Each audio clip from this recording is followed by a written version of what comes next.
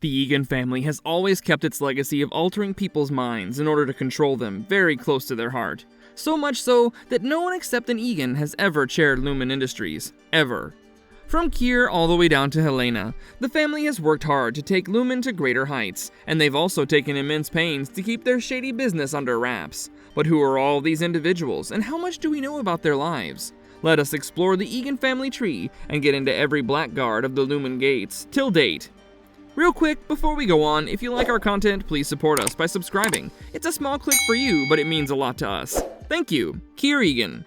Kier Eagan was the founder of Lumon Industries, which I'm sure you already knew. He was born in 1841 to parents who were in a close biological relationship. Kier's childhood was troubled with illnesses such as skin disorders and tuberculosis because of his incestuous origin. But young Kier lacked nothing as far as mental will and drive went. He began working for a furniture maker at the tender age of 12. Later on, as he grew up, he took up a job at an ether factory, which exposed him to the pharmaceutical manufacturing process. He also met his wife, Imogen, during this time. In his 20s, Kier served as a military doctor. He likely gained the inspiration to start his own pharmaceutical venture in this service, as he went straight into the creation of Lumon after this stint. Kier started Lumon as a humble pharmaceutical company in 1865. Injecting his own all-encompassing work ethic into the company, Kier drove Lumon to success. He would go on to create a panoramic work philosophy within the company that put work above all else, guiding his employees to suppress the four tempers that came in the way of it.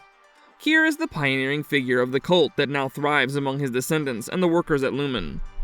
We're not going to go into Kier's life and work too much more in this video, as we have a whole other comprehensive video on it. If you want to know more about Kier, his impact and philosophies, you can go check out Kier Eagan, the evil founder of Lumon Industries. Jame Eagan. Imogen was a swab girl at the ether factory where Kier worked. This is where they met, possibly fell in love, and later got married. Not much more is known about Imogen, except what one can infer from the painting titled The Courtship of Kier and Imogen, which is seen in the Lumon office. Imogen and Kier are seen in the glow of the ether fire in this painting. Imogen comes across as a simple woman, earning a living in tough surrounds. Ambrose Eagan. Ambrose was the son of Kier and Imogen. He was born in 1885 and was raised all his life to be the successor of Kier. After Kier's passing in 1939, Ambrose stepped into his father's shoes. He was the second CEO of Lumon, a role he held from 1939 to 1941. Ambrose was known as the black sheep of the Egan family. So far, there has not been much of an explanation about the black sheep thing, but it could have had something to do with Ambrose going against the grain at Lumon. That could explain why Ambrose had such a short run at the company. In Dylan's bingo game about the stuff in the perpetuity wing, one of the squares was passive-aggressive ish-talking Ambrose. It's possible that Ambrose didn't stick to Kier's core principles of cheer and benevolence at some point, and the cult held it against him. Myrtle Eagan. Myrtle was Kier and Imogen Eagan's daughter, and Ambrose's sister. She was 1 year younger than Ambrose. Myrtle was the third CEO of Lumon Industries. She picked up where Ambrose left off in 1941, and ran Lumon till 1959, shortly before her passing. The statue of Myrtle in the perpetuity wing stands out, as she's dressed in blood-red attire. She's not wearing the Lumon colors, mind you, but her lasting reign at Lumon suggests that she was at the top of her game, even if she disregarded the dress code. Myrtle looked every bit a strong and resilient leader in that wax model. In the first season of Severance, we get a glimpse of a picture of a young schoolgirl, presumably Harmony Coble's mom, in front of the Myrtle Eagan School for Girls.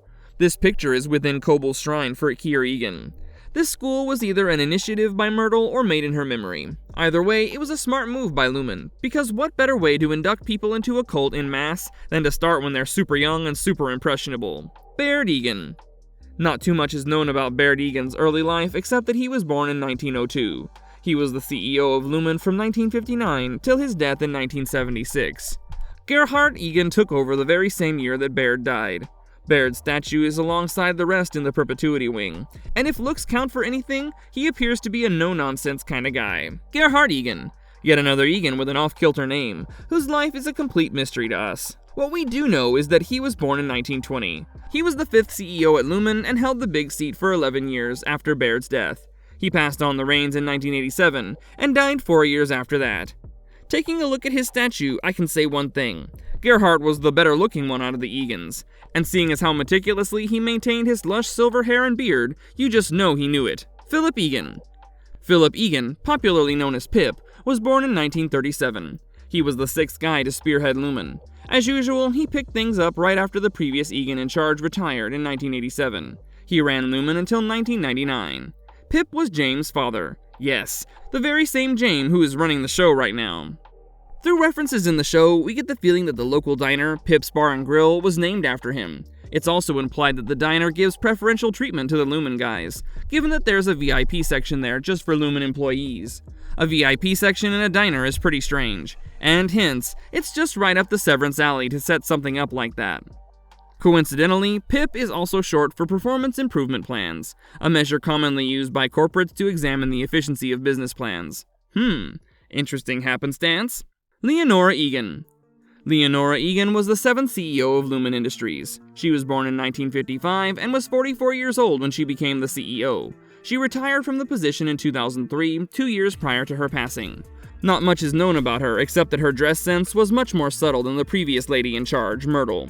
Leonora's statue in the Perpetuity Wing is seen in an elegant dark blue suit, typical Lumon coloring. We've seen the signboard for Lake Leonora in the town, so yeah, there's a lake named after her. Jame Egan. Alright, so we're finally down to the present man in the high chair, Jame Egan. Jame was born to Pip Eagan in 1960, and he's a piece of work, I tell ya. Jame Eagan is the 8th CEO of Lumon Industries, and he succeeded to the throne right after Leonora in 2003. In the Severance series, Jame Eagan is played by Michael Seabury. There are so many things about Jame that just seem so confounding to me. First off, the guy always looks a bit slow, sick even, in the way he walks and presents himself, at least to start with. Like Jame is in his 60s, but looks damn near 80 or at least 75. And when he starts talking, it always has a strange, almost ominous air to it. Now, we've seen Jame in his interactions with his daughter Helena. Every time they speak, it's about Jame trying to make sure his daughter is sticking to his Lumon plans. It's all about the chip and things related to it. Recently, he came down hard on Helena for her Innie's public outburst by chiding her like a little child. "Fetid moppet" was the exact comment he spat at her before walking out of the room. No further word. He's an extremely domineering father who sees his daughter's worth as a factor of how valuable she proves to be in forwarding Lumon's plans. His whole energy is that of a dark cloud. He comes off so foreboding, vile almost, that it'll turn your stomach for a moment. It feels like he's so deeply colored with the Kier cult and the wiles of it that nothing else matters to him. That's my take on Jame from the few times I've watched him. So I want to turn it over to you guys for a second. What do you think Jame meant when he said to Helena, "And one day you will sit with me at my revolving"? What exactly do you think the revolving meant? Anyway, moving on to the last Egan we know of, Helena Egan. Helena needs no introduction, but we'll give her a brief one anyway. Daughter of Jame Egan and the one poised to take the Lumon chair after him, Helena Egan is one of the most important characters in Severance. Helena got herself severed so as to be a model for the procedure's efficacy and safety. It's basically a PR stunt. Remember that Lumon is lobbying to legitimize the procedure everywhere. With chipping herself, Helena hoped to help Lumon's plans, and her father was proud of her when she did it. Helena's severed work personality, or her Innie, is called Helly R. Helly R works on Lumon's severed floor in microdata refinement. While Helena comes across as a person who's hell-bent on making sure that Lumon speeds on with its mind control agenda, recently, I've come to feel that I may have misjudged her. She seems like she's been raised by her father to worship the Kier philosophies and keep Lumon above all else. She's been trapped in the cult that the Egans follow with an all-consuming passion for her entire life, and she just does not see a way out.